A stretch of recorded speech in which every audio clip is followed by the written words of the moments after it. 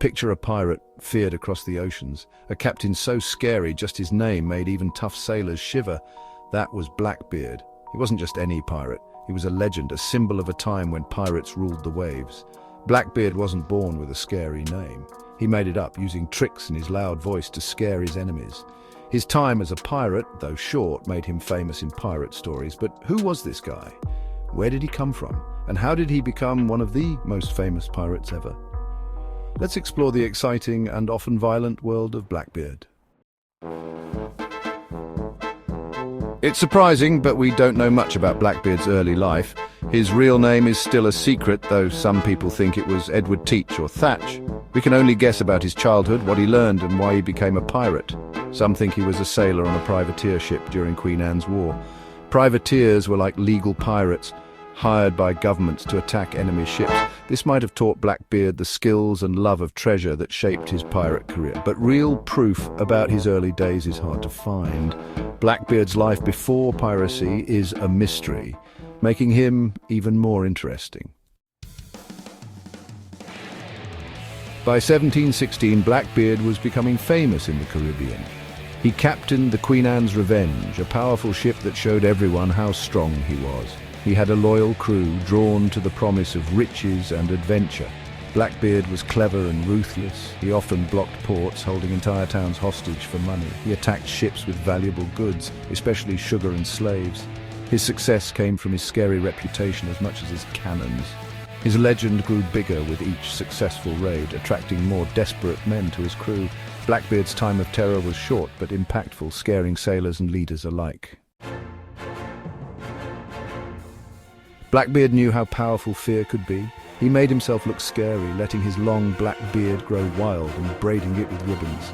Some stories even say he put lit fuses in his beard during battle, making a scary show.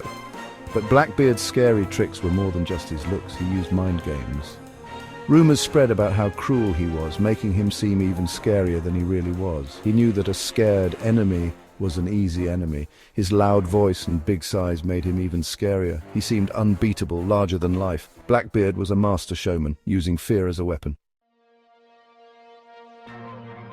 Blackbeard was a ruthless pirate, but some stories show a different side. He was known to be surprisingly fair to those who gave up without a fight. He knew that unnecessary fighting was bad for business. He made alliances with other pirate captains, working together in their lawless world.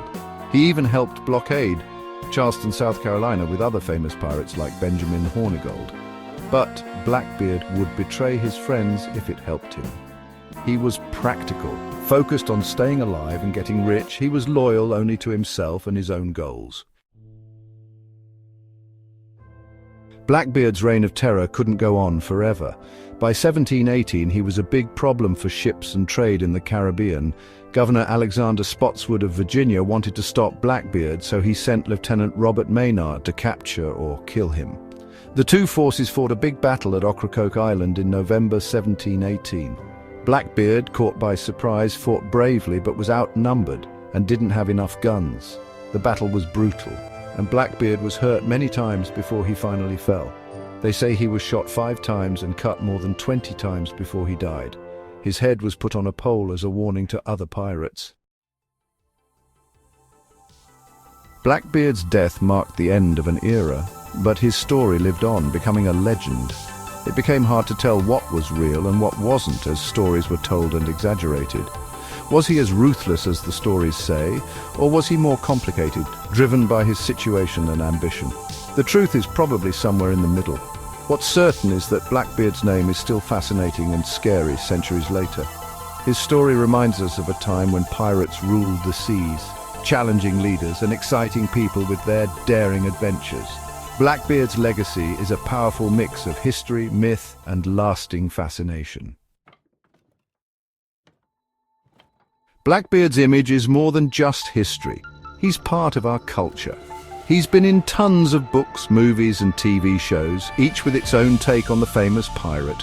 From Errol Flynn playing him as a daring adventurer in the 1950s, to Ian McShane's scary performance in Pirates of the Caribbean. On Stranger Tides, Blackbeard still fascinates people. His image is used to sell everything from cereal to rum, showing how powerful his legend is.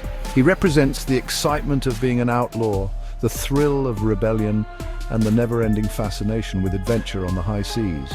Blackbeard's story still inspires and entertains, making him the ultimate pirate icon. Blackbeard was more than just a pirate, he was a symbol. He represented the lawless spirit of the golden age of piracy, a time when the oceans were dangerous and unpredictable. His story, full of mystery and intrigue, still fascinates us centuries later. While we may never know everything about his life, his impact on history and culture is clear.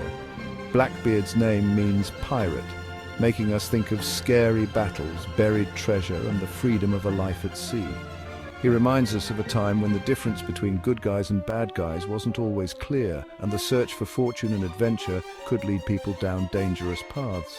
Blackbeard's legend, a mix of truth and fiction, will continue to live on in our imaginations for a long time.